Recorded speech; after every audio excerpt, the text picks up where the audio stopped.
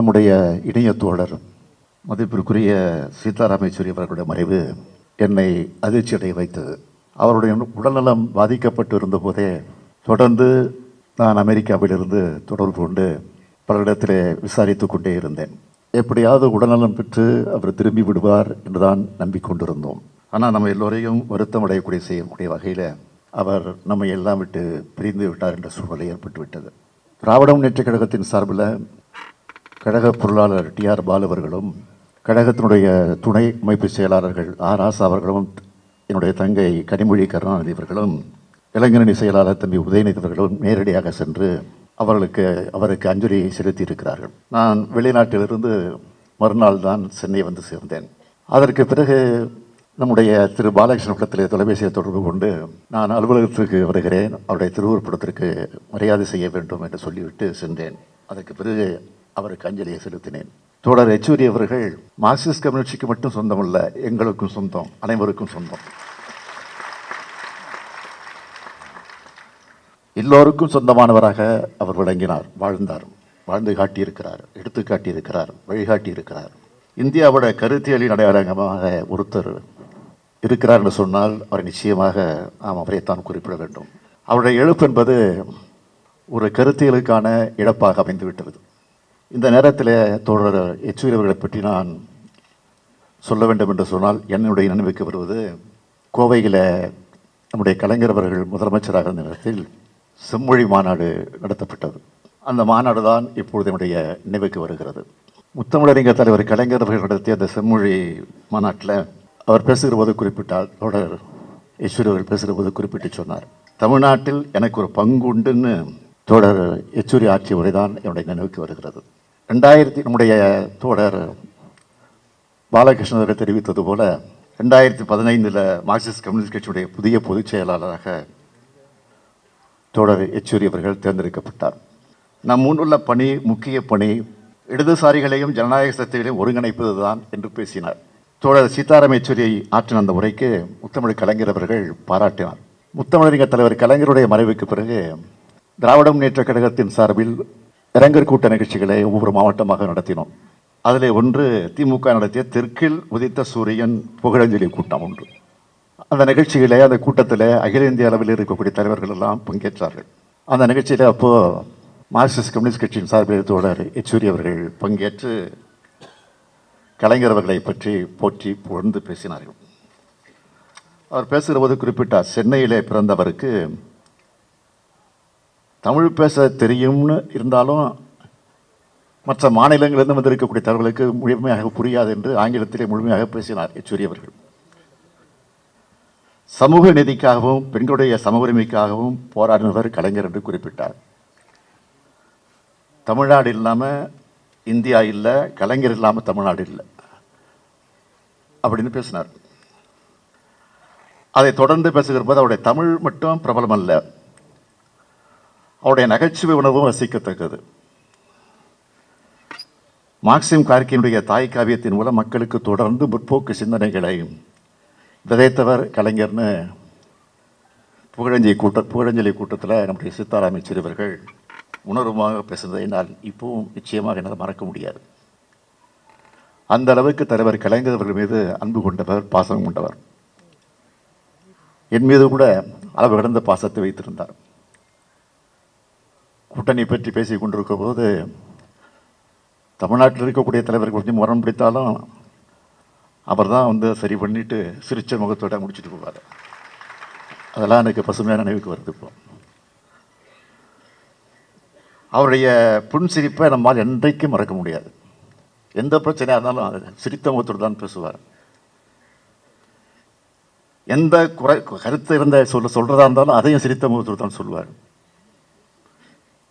இந்தியாவோட எத்தனையோ பல பிரபலமான அரசியல் தலைவர்களை ஜவஹர்லால் நேரு பல்கலைக்கழகம் உருவாக்கியிருக்கு. அப்படி உருவாக்கி இருக்கக்கூடிய தலைவர்களை முக்கியமான தலைவர் தான் நம்முடைய யெச்சூரி அவர்கள். JNU முழுவதையும் இடதுசாரி கோட்டையாக மாற்றின பெருமை யெச்சூரிக்கு தான் உண்டு. அதனால தான் அவருடைய உடல் JNUவில் அஞ்சலிக்காக வைக்கப்பட்டுச்சு. இது அவருடைய அறிவாற்றலுக்கு எடுத்துக்காட்டாக விளங்கி கொண்டிருக்கிறது. இதன் மூலமாக தோழர் யெச்சூரி அவர்கள் எப்போதும் இளைய சமுதாயத்துக்கான வழிகாட்டியாக வாழ்ந்திருக்கிறார் என்பதை நம்மால் தெளிவாக உணர முடியும்.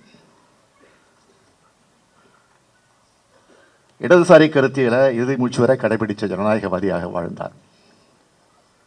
தோழர் சீதாராம் யெச்சூரி அவர்கள் தேவகவுடா, குஜராத் ஆகியோர் பிரதமராக பதவி வகித்த காலத்தில் இடதுசாரியில் பங்களிப்புக்கு பின்னணியில் இருந்து பெரும் பங்காற்றியவர். 1996க்கு பிறகு ஒன்றியத்தில் கூட்டணி அரசுகள் உருவான காலத்தில் கூட்டணி அரசுகள் அமைக்கிறதுல இடதுசாரிகளுக்கு மிக மிக முக்கிய பங்கு உண்டு. ஜனதா தளத்தோட தேவகவுடா பிரதமரானதும், அதைத் தொடர்ந்து ஐக்கிய குஜராத் பிரதமரானப்பவும் திமுக பங்கேற்ற ஐக்கிய முன்னணிக்கு இடதுசாரிகள் ஆதரவு அளித்தாங்க. அப்போது ஹர்ஷிகன் சுஜித் சிங் படைத்தளபதியாக செயல்பட்டவர் தான் நம்முடைய தோழர் சீதாராம் யெச்சூரி அவர்கள். அன்றைக்கு கூட்டணி கட்சி தலைவர்களுடான பேச்சுவார்த்தைகளில் சீதாராம் யெச்சூரியும் கலந்து கொண்டு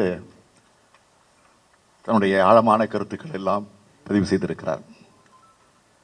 ஐக்கிய முன்னணி ஆட்சியின் போது குறைந்தபட்ச செயல் திட்டம் உருவாக்கப்பட்ட போது அந்த குறைந்தபட்ச செயல் திட்டம் உருவாகுவதற்கு காரணகர்த்தாக்களில் ஒருவராக விளங்கியவர் நம்முடைய யெச்சூரி அவர்கள். இப்போ நம்ம உருவாக்கி இருக்கக்கூடிய இந்தியா கூட்டணி தொடர் பாலகிருஷ்ணன் அவர்கள் குறிப்பிட்டு சொன்னார், பெருமையோடு சொன்னார். இந்த கூட்டணி உருவாகி இருக்குன்னா அதற்கு முக்கிய காரணகர்த்தாக்களில் ஒருவராக விளங்கியவர் தான் நம்முடைய தோழர் யெச்சூரி அவர்கள்.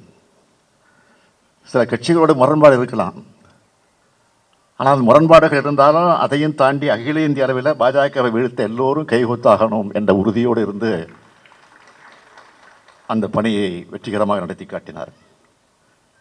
இந்தியா கூட்டணி இந்த அளவிற்கு வெற்றி பெற முக்கியமான காரணகர்த்தாக்களில் ஒருவராக இருந்தவர் தோழர் சீதாராம் யெச்சூரி அவர்கள்.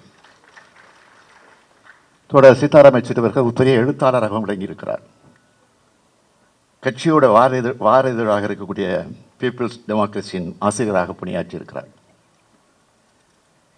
இந்துத்துவா மீதான அவருடைய விமர்சனங்கள் புத்தகங்களாக வெளியிடப்பட்டிருக்கு. தமிழில் மொழிபெயர்க்கப்பட்ட மோடி அரசாங்கம் வகுப்புவாதத்தின் புதிய அலை என்ற நூல் முக்கியமான புத்தகம். பிரதமர் மோடி ஆட்சி அதிகாரத்தை பயன்படுத்தி கட்டவிழ்த்து விடப்பட்ட வாக்குவாதத்தை அந்த நூலில் தோழர் யெச்சூரி அவர்கள் தெளிவாக குறிப்பிட்டிருக்கிறார். நாள்தோறும் தீக்கதிர் பத்திரிகை வருது.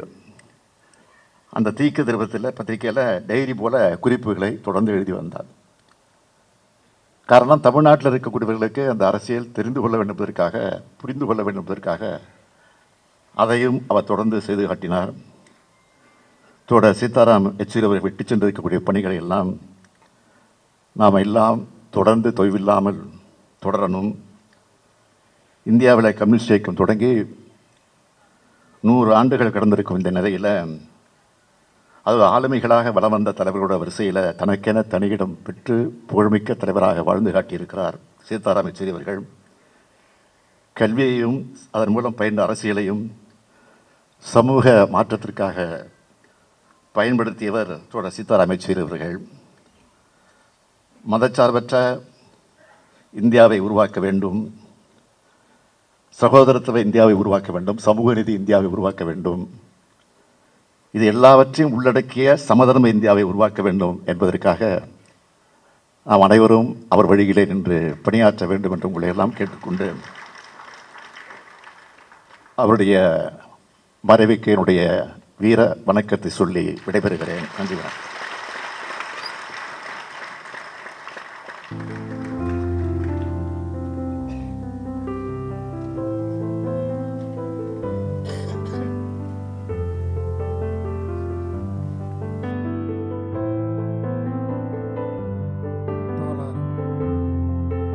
சீதாராம் யெச்சூரி அவர்களுக்காக நடைபெற்றுக் கொண்டிருக்கின்ற இந்த நினைவேந்தல் நிகழ்ச்சிக்கு தலைமை தாங்கிக் கொண்டிருக்கின்ற மார்க்சிஸ்ட்